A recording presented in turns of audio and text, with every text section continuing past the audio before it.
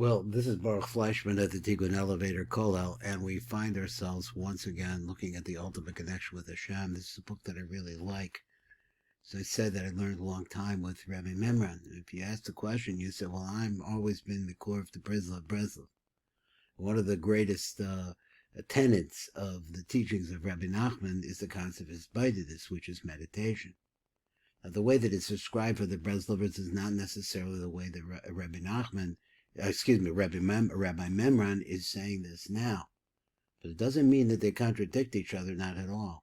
So is there anything that we can do to get ourselves closer to having our prayers answered and making the ultimate connection, which is what we're talking about here with Hashem, is valuable in whatever way? And to see someone coming from a different culture, a non-Breslov culture, bringing the same thing just shows the validity of what we need to try to accomplish and some other tools to try to get to it. Now we're over here on this part.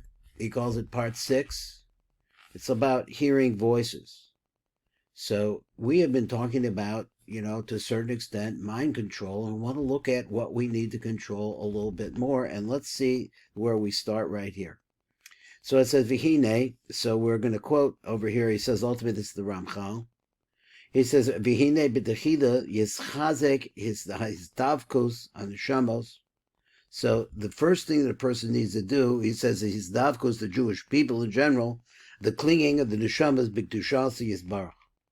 Our neshamas with the kedusha of Hashem. This is what we ultimately want. This is the first thing. And he says, what is the word? Yischazek, fortify that. Try to do it a lot. Shehu inyan shehem shel HaKadosh Baruch Hu ki chelik Hashem amo. So this is really compared to HaKadosh Baruch Hu because it says that he comes back towards us because we are his inheritance. So since he's coming at us, that's my thinking, that we need to be coming to him, we could receive it. Now this is a quote, he could bring this from Shir HaShirim, and this is the idea over there. He says, Yashakeni b'deshikut pihu, kiss me with the kiss of your mouth, which is intimacy. Shehum mare otzim his davkos, this is actually a vision of the power of clinging together in a kiss. Behind the Roshazera min his davkos chazak. This is a strong effort to be clinging to Hashem.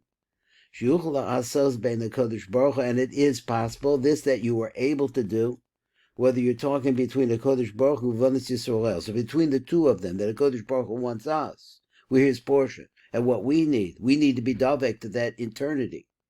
So similar to this is the Ramchal quoting this, is the kiss of a man. So he says in the beginning, we'll translate it, one should increase his devekus with Hashem, the Blessed One.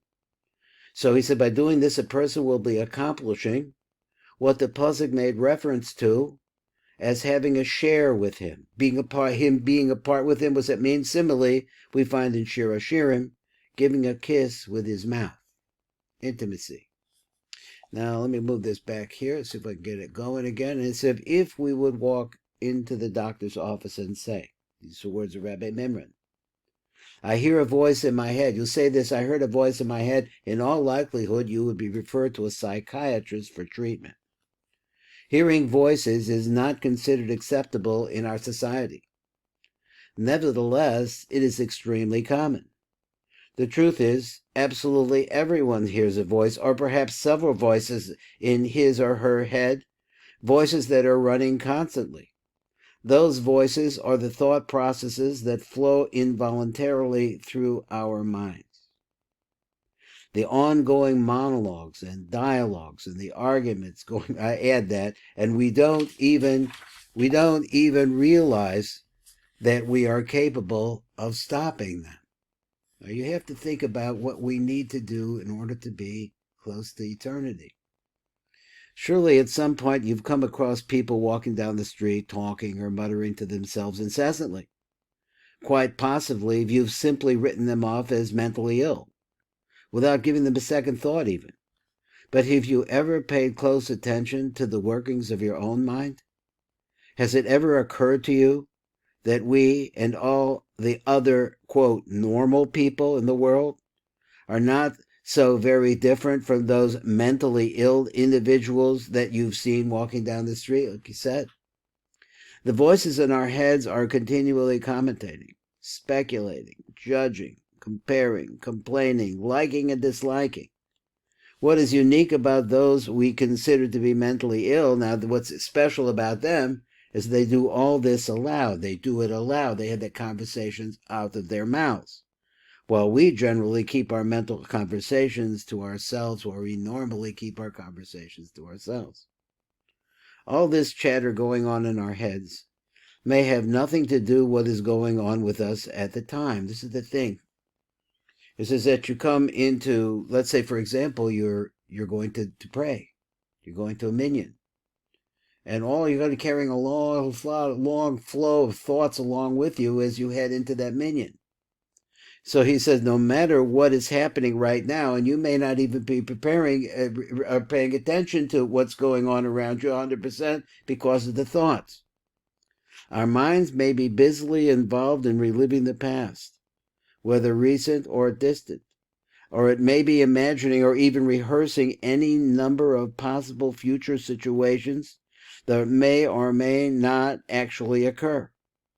Often enough, it imagines things going wrong, and then you have accusations or negative outcomes, even if things that go right, which is what we call worry, because the mouth and the mind is really dictating to the brain. And the mind may strengthen and intensify these thoughts by turning up the volume, adding visual images, or even adding mental movies to the mix. But don't we need this voice in our heads? It may be very relevant to the situation at hand. It may prove to be quite helpful. Perhaps we are sure that we won't be able to manage without it. Maybe we think we won't be able to manage without it. Even if the voice we hear is relevant, in all likelihood, it will interpret the situation in its own biased way by relating it to the past. Now, many of these things are based on emotions and feelings that we have that we carry around with us all the time. That's my thinking. We all tend to view the present through the eyes of the past. So what's going on around us is always colored by what's behind us. And that is how we judge almost everything in our lives.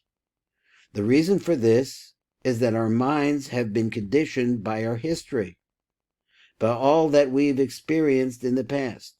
And not only what we have experienced, but what we've inherited from our parents and ancestors.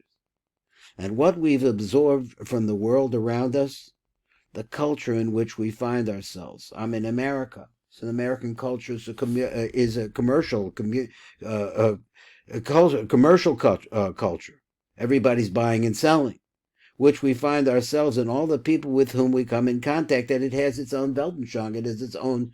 Every country, every group has its own way of viewing things. It is to this thoroughly conditioned mind, and that is the thoroughly conditioned mind, that the voices in our heads belong. The voice in your head might be your own worst enemy. So many people live with the most unwelcome permanent resident in their minds. Let me read this again. The voice in your head might be your own worst enemy. So many people live with the most unwelcome permanent resident in their minds. That resident is a professional tormentor, a voice that is continuously attacking and punishing them, causing them endless misery and unhappiness. It drains them of vital energy and may well result in broken relationships, stress-related disorders, nervous breakdowns, heart attacks, strokes, and diseases. So let's read the little blurb at the bottom to sum it up. He says so many people live with the most unwelcome permanent resident in their minds. A professional tormentor. This is the thoughts going through our head. A voice that is continually attacking and punishing them, causing them endless misery and unhappiness. That's the shir today in the book, famous book now. This man has really written the book so far. That's really outstanding. Finding, oops, that's the next one, finding the off button. So that's the idea, is mind control, learning how to use your mind to bring you to spirituality. This is Rabbi Yosef Chaim Memran. It's Baruch Fleischman at the Tikkun Elevator Kollel.